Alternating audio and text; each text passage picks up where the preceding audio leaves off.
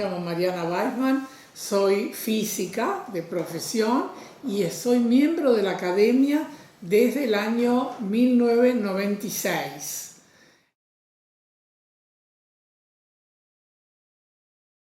Lo que yo hago se llama estructura electrónica de materiales. Algo así como en 1920, veintitantos, se desarrolló lo que se llama mecánica cuántica, que es de alguna manera la forma de la estructura de los materiales. Los materiales están hechos con átomos, los átomos tienen un núcleo y tienen un núcleo formado por protones y neutrones y tienen los electrones. Si uno conoce el lugar donde están los protones, los núcleos, y la distribución de los electrones, en principio uno conoce todas las propiedades del material. Si va a ser verde o rojo, si va a ser buen conductor de la electricidad, buen conductor del calor. Es decir, todas esas propiedades están contenidas en las ecuaciones de la mecánica cuántica. Lo que pasa es que son ecuaciones complicadas. Entonces, hasta que no se desarrollaron computadoras grandes, lo que se podía hacer era muy poquito con la mecánica cuántica. Y yo tuve, en cierto modo, la suerte de que empecé a trabajar cuando se desarrollaron las computadoras, cuando el país compró la primer computadora, que es una famosa que se llamaba Clementina, que apareció acá en el año 1962, 3, algo así. Y era el momento en que yo me recibí de licenciada, empecé a trabajar y empecé a poder calcular propiedades electrónicas de materiales. Entonces, toda la vida en realidad yo me ocupé de estudiar las propiedades electrónicas. O sea que yo me dedico a hacer cálculos con computadora. Cada vez las computadoras van mejorando y la manera de hacer las cuentas también van mejorando y uno puede obtener más resultados. Los materiales a los que yo estudié son sumamente variados, porque en realidad la mecánica cuántica sirve para todos. Entonces, el primer material que estudié cuando hacía mi tesis era el hielo, las propiedades del hielo. Propiedades, por ejemplo, eléctricas, propiedades de los defectos que tienen los cristales de hielo, propiedades de algunas cosas que se incorporan en el hielo y que tienen efectos sobre el granizo, cosas por el estilo. Después, durante muchos años me ocupé de los materiales que tienen los átomos no muy ordenados, de sistemas desordenados. Pero eso es importante porque, por ejemplo, supongamos el silicio, que es el material típico que se usa para la electrónica.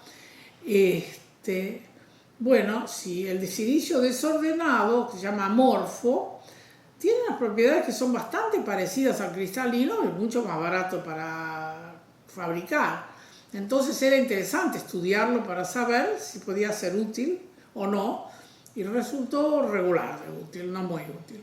Pero en todo caso aprendimos un montón sobre desorden, sobre cómo estudiar problemas desordenados. Después, con el tiempo, apareció, qué sé yo, la superconductividad de alta temperatura crítica, que es un tema que fue muy estudiado por mucha gente. Nosotros estudiamos bastante esas cosas y todavía eso no se entiende del todo bien. Y más recientemente, lo que se llaman las nanociencias, las nanotecnologías, cómo varían las propiedades de los materiales en función del tamaño de la cosa, ¿no? Uno puede obtener en partículas muy chiquitas materiales magnéticos, cuando en realidad en materiales en tamaño normal hay solamente 3 que son magnéticos: el hierro, el cobalto y el níquel. Sin embargo, en grupos muy chicos se puede encontrar magnetismos de otros tipos, en conglomerados de cosas chicas, y entonces hay un montón de cosas nuevas para estudiar. Entonces, todo mi trabajo consiste en un trabajo de computación. Y esto es, bueno, sumamente útil porque hacer por ejemplo, no sé, una fábrica de aviones, algo por el estilo, hacer un experimento sobre distintos materiales para ver cuál se rompe más fácil o cuál es más, hay varias propiedades digamos, mecánicas de los materiales que son importantes para usos, por ejemplo, para los aviones. Entonces es muy importante saber de, no sé, 50 aleaciones distintas cuál va a ser la que va a funcionar mejor.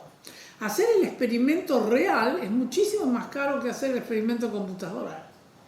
Entonces, con el tiempo esto ha ido creciendo. Es muy interesante porque todo este desarrollo fue paralelo a mi carrera. Digamos, yo empecé cuando esto empezó y ahora hay, qué sé yo, grupos del MIT, por ejemplo, del Massachusetts Institute of Technology, que tienen cientos de millones de dólares de apoyo para desarrollo de estudio electrónico de materiales, porque es más barato que el estudio real concreto. Es decir, electrónicamente uno puede decir que de este millón de cosas, bueno, vale la pena hacer la prueba con 10. Y eso lo mismo pasa con, por ejemplo, materiales orgánicos para medicamentos, qué sé yo, pero yo me ocupo de eso. Yo me ocupo de materiales, nada más. De manera que eso con respecto a las cosas que yo hago.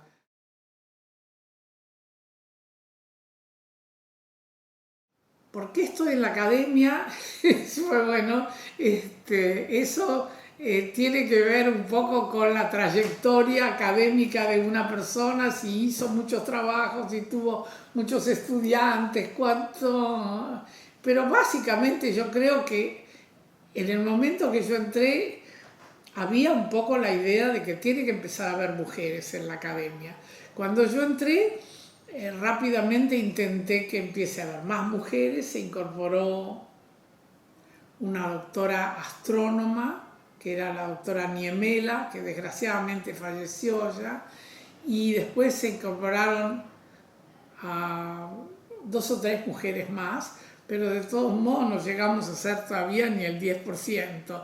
Así que eso me parece que es una de las cosas que me parece importante de que yo esté adentro de la academia.